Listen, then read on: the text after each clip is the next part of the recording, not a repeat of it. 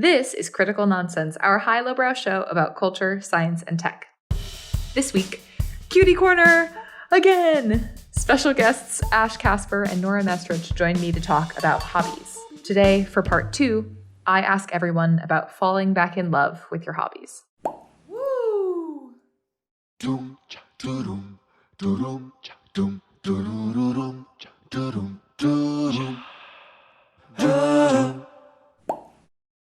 Hi, this is Jess, again. And we're here for part 2 of Cutie Corner, that series where we are joined by a special guest, Nora Mestrich, Cutie-in-Chief and designer for Critical Nonsense. Hello, Nora. Hello. And also accompanied by our special guest and officer of Cute, Ash Casper. Welcome back. Hello. And we will be kicking off part 2 with an extension of our conversation about hobbies, as we had begun talking about in our last episode. We are exploring some topics around our hobbies and our relationships with them. Last time Nora brought us a question. Today I have one. But before we get started, I would like to run us through a favorite mini segment that we only do exclusively on Cutie Corner called Cute or Not Cute, as requested by Ash. Are you all ready for this lightning round of 6 things? Quickly, we must assess, are these things cute or not cute? Ready? Yes. Already. Okay. Cute or not cute? Those little blueberries in the bottom of the pint. No. Not cute. Elaborate. Do you disagree, What, Jess? you want us to expand? No, they're pretty sour, but they're like little, so. True, but just because something little doesn't make it cute. Okay, you right. Cute or not cute? Sponges. Ugh, no. Bacteria central. But a clean sponge straight Cute. from the package. So it depends on Fine. the circumstance. Yeah. Cute or not cute? Skipping. Skipping? Cute. Yeah. Yeah. Man, when's the last time you skipped? I haven't skipped in a long time. Let's make a date and do it next week. Okay. Great let's do idea. it. Cute or not cute? Snapping. Cute. Kind of. Oh, okay. Yeah. Nora's doing it now, and it's cute. Nora's doing an example. If you snap sort of delicately with one hand while making a certain facial expression, snapping can be done cute. Okay, cute or not Yeah. cute? Napping. No, sorry. No one looks cute napping. Snapping is cute. Napping's not cute. And finally, cute or not cute? A loaf of bread. Yes. So cute. Yeah, so cute. Especially matter those what size San and Francisco sourdoughs. Yeah, like a sourdough loaf is pretty cute. Or like, you know those San Francisco sourdoughs that look like teddy bears? No? What? Yeah. Yes, they exist. All right, well, we best keep an eye out. This concludes our segment of cute or not cute. Now, on to the real show. Folks, on the subject of hobbies, when Nora first brought up the idea, I have to admit my first feeling was one of abject peril and dread. Because, to be honest with you, I feel like the pandemic hath wrought some kind of hobby drought on me and my motivation. I have always found some kind of hobby in my pastime to be like a thing that I do quite naturally, and I always have some kind of energy to just like make a thing.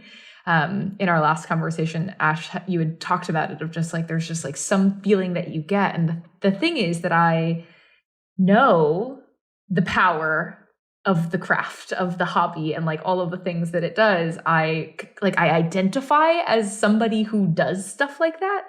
But to be honest, I feel like I've just been thrown off my game, and being separated from my craft supplies for a really long time, and sort of getting out of the swing of it, I feel like I found it really hard to get back into that groove. And so I am curious, as fellow makers and doers and readers and hobbyists, how do you so-called renew your vows with your hobbies? This is such a good question. Because I recently, I mean, I'm going to talk about knitting again because I'm doing it again. But the reason I'm going to talk about it is because it's a hobby that is quite easy to do. I can do it just on my couch at night. I can do it on the train. Getting access to wool is quite easy. Previously, I'd loved ceramics, and the barrier to entry in terms of supplies needed to make ceramics is quite difficult. You need a studio, you need a kiln, you need all of these things that are a huge barrier to entry. And so for me, you know, I couldn't make pottery at home anymore because I recently moved and don't have access to those tools anymore. So I had to just reorient myself to something that was a little bit easier in terms of access. I don't know what the motivation aspect of that is, but more for me, it was just the access to materials that kind of dictated what hobbies I was engaging with. I'm interested, Nora, if we've talked about reading last time, if you've ever had a dry spell of reading and how you reinvigorated yourself to dive in deeper. Yeah, I mean, I think I did for a while, like when I was younger and kind of like when I first moved here and was first starting my job, I think I fell out of reading for a while. I also think a reason I fell out of reading is because when I would talk to other people about the books they were reading, they were like really serious, intense, like, you know, like books that I would never pick up or that weren't enjoyable for me to read. But it felt like reading as an adult meant that you had to always be gaining like knowledge or learning something from the book or be able to have like a really intense, in-depth, critical conversation about literature. And that wasn't fun for me in a time to do a thing that I was doing for fun. And I think something that I realized within like the past 2 years is that like my hobby is for my enjoyment. And if I'm spending my time doing it, it should be something that I enjoy. And so I'm going to read the books that I enjoy, that I find fun to read, and no, they're not like critically acclaimed novels. No, they're not nonfiction, like 500-page books. They are thrillers for the most part that are like easy to consume, quick reads, have a good twist that I find really fun. And I think letting go of some of that pressure of like, it has to be this thing because this is what everyone else is doing, and returning to something that was just fun for me really like allowed me to just embrace it wholeheartedly. And it is now something I read every night. And so I think like giving myself that permission was really freeing.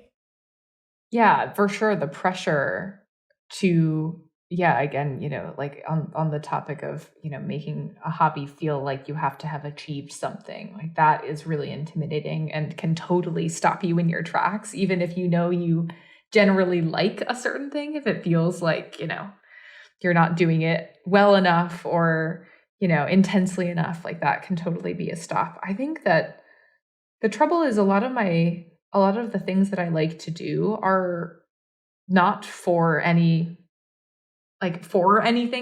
or anyone but myself. So luckily some of that pressure is relieved. And instead, I don't know, but sometimes the issue is like a lack of inspiration, especially when it comes to creative pursuits. Like a book, you just have to find a book you like, and sometimes that search is tough. But if you can find one, then it hooks you in, and all of a sudden you're like, whoa, I'm almost finished this book. I felt like I ate the whole thing in the last 24 hours.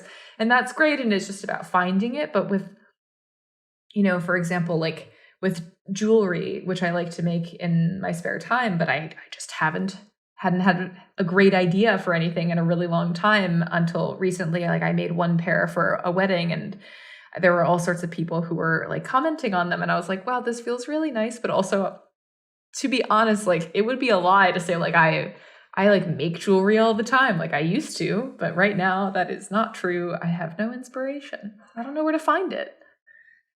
I think that this is kind of interesting, and there's like two thoughts I have on this. But the first is that there's a bit of like the work, not even just what we do as a job, but just the balance of work and life, right? And I think in order to open yourself up to inspiration, you have to experience boredom. Like I feel like hobbies really come out of boredom.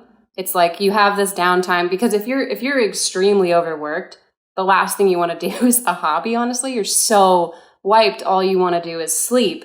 And so Right. you have to have that downtime that you want to fill with something that is, whether it's creative or whether it's, I mean, and also, hobby doesn't have to be making something. It could also be like people watching or like feeding Right. birds in the park. Like there could be Yeah. a ton of different things that could be classified as hobbies. And truly it's like filling time, free time. And so if you don't have free time, then it's quite difficult to open yourself up to that inspiration. It's such a good point, actually, and maybe points to why I've been baking and making pies, which like is the one hobby that has still definitely kept up, mainly because, yeah, it maybe feels like something You that gotta eat.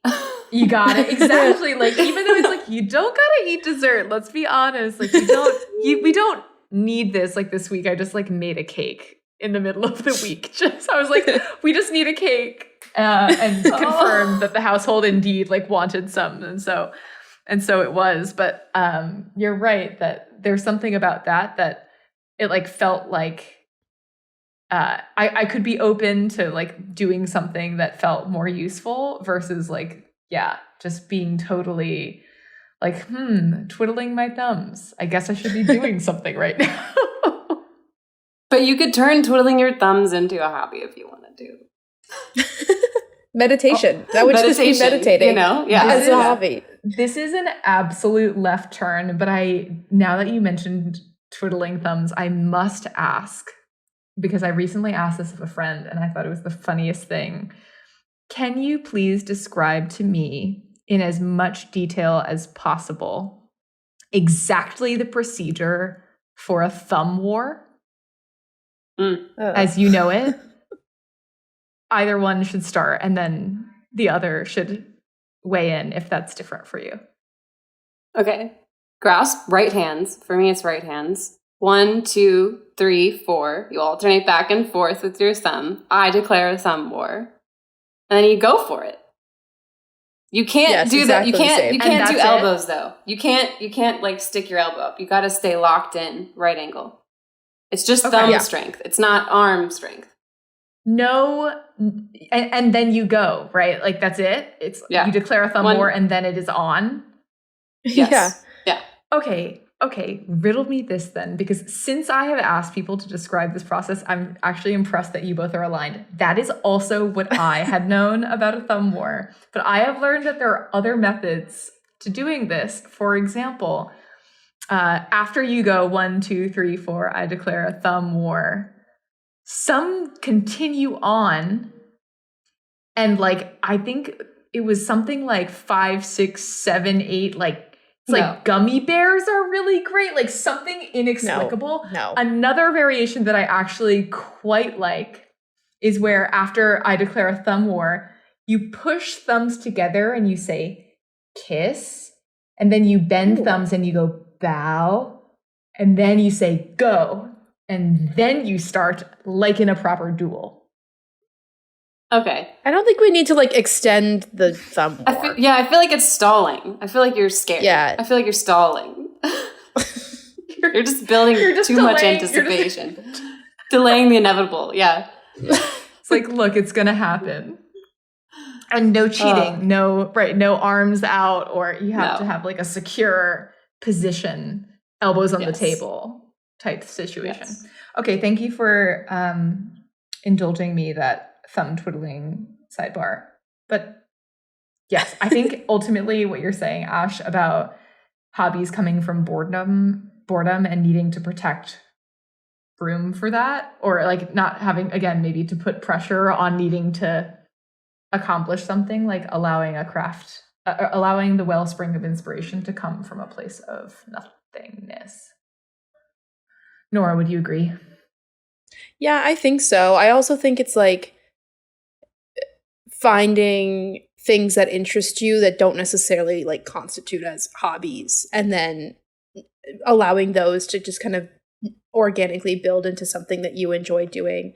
My parents recently moved and my dad got really into bird watching, and so being up there this summer, I've gotten really into it with him too, and it's now developed into something where I'm like looking into like tours and stuff that I can do it in New York. And I think like it's probably not something I would have necessarily like sought after, particularly living in a big city. Right. But because it like related to my interests and he was doing it and it was time to spend with my dad, I just really got into it. And it is like now something that I want to spend my time doing. And so I think there is like also like, I think there is like a list of what people consider hobbies, like by definition, but I think a hobby can just be doing anything that you enjoy, even if that is like a thumb war or meditating or, you know, whatever. I think it's something that fills your time that just brings you joy. Totally. And this is kind of the second thing I wanted to maybe touch on, and I think it's kind of interesting, is like, I wonder, and I again have no evidence to prove this, it's all observation, but I wonder if there's pressure for individuals to identify with like classic hobbies, like things that are broadly known as a, you know, default hobby, and maybe don't ever uncover something that might be the true love in their life because it isn't tagged as a hobby, right? Like, again, I'm going to use this example, but like feeding birds in the park, like that's not just for an older woman who likes to go sit in the park. Like it could be anyone, right? Like, or just again, people watching or just spending time outside could be a hobby. And I wonder if people don't feel the opportunity to be able to just kind of explore and fill your time with things that maybe will bring you joy, and instead feel this pressure to, oh, I need to make something because X, Y, and Z. Baking is a hobby that I should be doing more of, and that'll bring me joy, you know? Yeah, it makes me think of like a question that I feel is posed often in interviews for jobs is like, what do you do in your free time? And it's like you want to give an answer of like, oh, I learn new skills that relate to what I'll be doing in this position, you know, right. But it sounds so frivolous to be like, I read, or like I hang out with my friends, but actually like those are the things that recharge you. And for me, that's like how I can feel rested and refreshed for creativity to like influence my life. And so I think like making space, which I think is what you're saying, Ash, making space for those more passive things that don't necessarily have to generate a product at the end can actually benefit you in the long run too. I know. I wish sometimes I were not such a restless person and also like such a goal-oriented person. Like I don't need my hobby to be productive per se, but I do love feeling like I have accomplished something. Like when you finish a book, like that feels so good because you have achieved a small win. And that's where like, even for someone like me, you know, just having done some hanging out does not necessarily always feel as satisfying unless there is not necessarily like formality around it, but like something achievement based. Oh my gosh, like zero surprise coming from me, I guess, but I don't know. Yeah, are you just learning something about yourself here? Yeah. I think though, like part of there are hobbies that are like goal oriented, right? Like back to reading, it's like, oh, I read X amount of books this month. Exactly. But I think with more passive hobbies, like hanging out with friends or bird watching, for example, there are other things that you can take away as like the benefit that you gained, even if it doesn't ladder up to like a monetary or like production goal. Like I think something that I've really come to appreciate with bird watching is like I can go outside now and identify a lot of birds just from like the way that they're like flight patterns or their wing shapes or whatever. Yeah.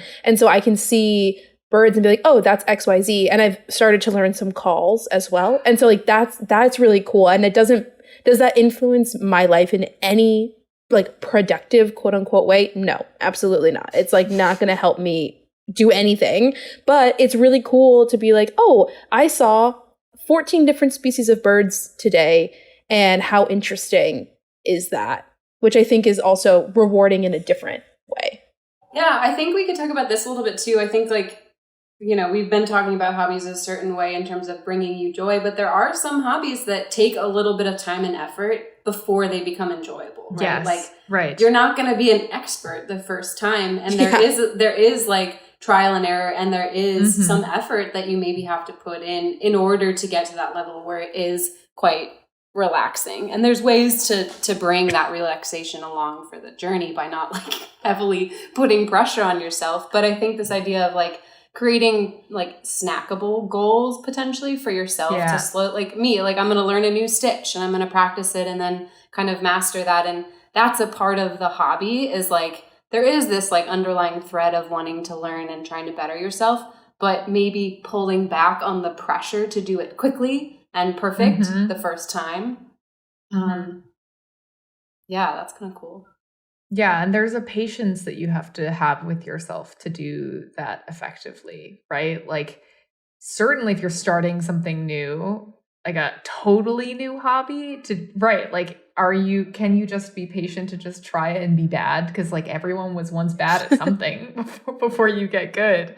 And right, like making these sort of bite-sized steps that can still make you feel like you're accomplishing something. I think that's something that's happened for me with not something that is a new hobby, but something I've really lost my expertise in playing the piano.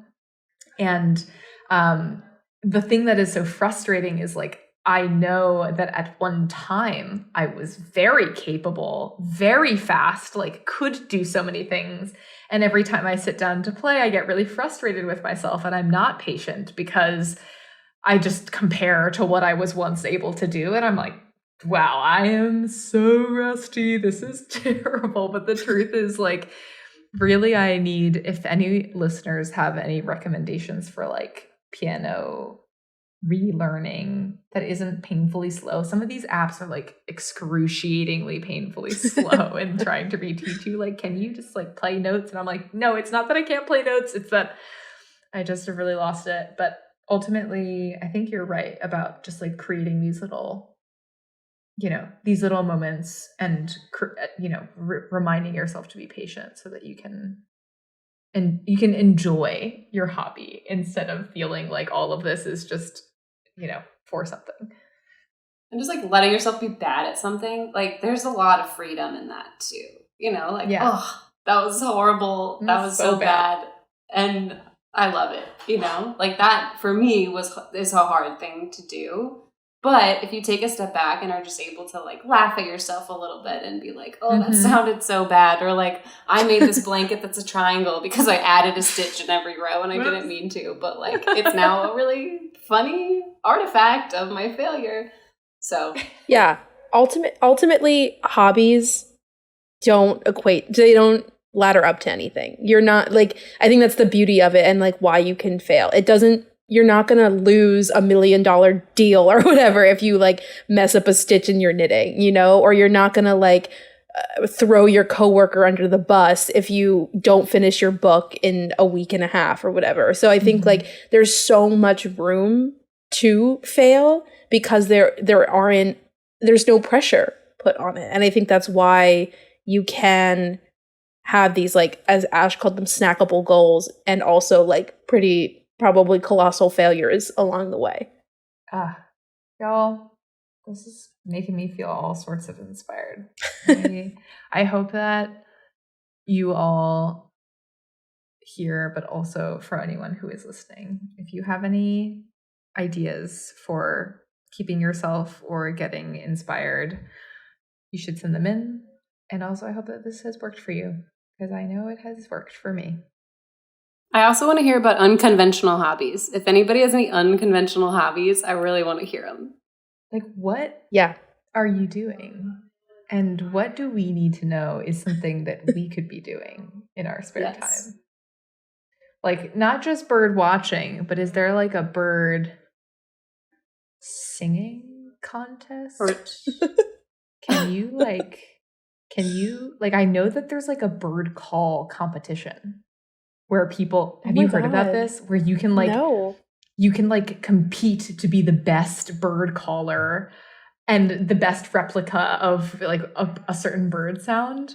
There's this like hilarious video of some guest on The Daily Show who requested that there be like some kind of appearance of her like bird calling team. And then Trevor Noah was like, yeah, only if you do a sample of one of the bird calls. And she was like, actually, I was a champion for this one bird call. And so everyone's like, like at the edge of their seat waiting to hear it. And she does it. And it is an insane, like almost like verging on like a turkey gobble type noise. And we were all like, oh dear, oh Lord, what kind of a noise is this? And I think Trevor Noah's response, you'll have to watch the video, but was something along the lines of like, I hope that either that was really perfect and you nailed it, or a little part of me hopes that it wasn't, because I am terrified to know a creature emits that noise in our universe. Oh boy. But yeah, that like things like that. If you are one of those bird caller competitors, we want to know. What else? Any other weird hobbies y'all have heard of? Not weird. Now I'm just going to competitions. Which we just said it doesn't always have to be a competition. Oh no, sorry. It could be something like it. Well, anyway, we'll keep an eye out. In the meantime, get your craft on. Thanks for listening. We'll see you next time. Critical Nonsense is a Sylvain production, brought to you by one large bite out of a loaf of bread. We'd like to thank special guest and knitter Ash Casper, special guest and reader Nora Mestrich, sound engineer and filmmaker Alex Contel, programming coordinator and baseball extraordinaire Les Jacobs, production crew and craft queen Sarah Gilbert, and as always, thanks a lot. Special thanks. I would like to thank Audubon societies everywhere for nurturing bird love and ornithological pursuits.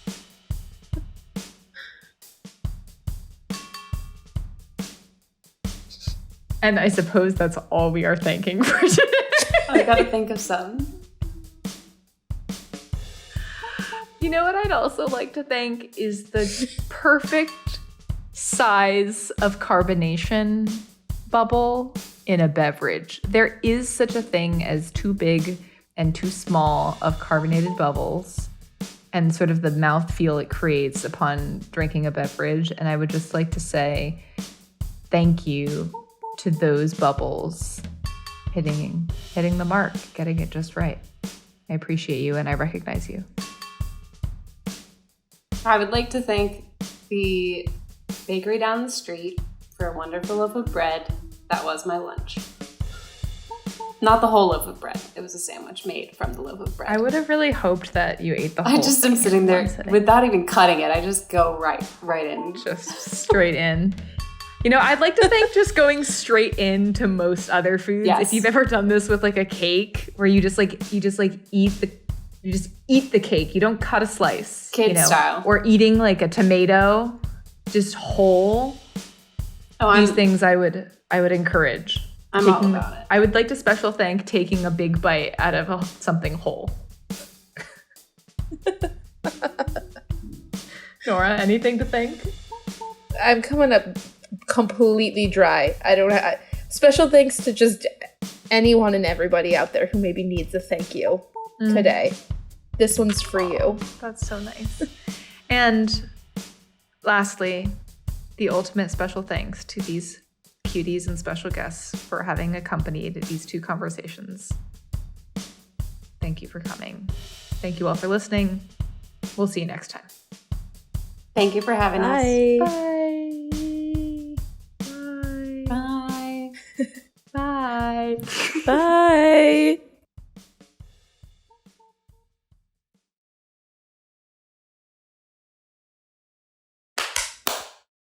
Oh, 1, 2, 3.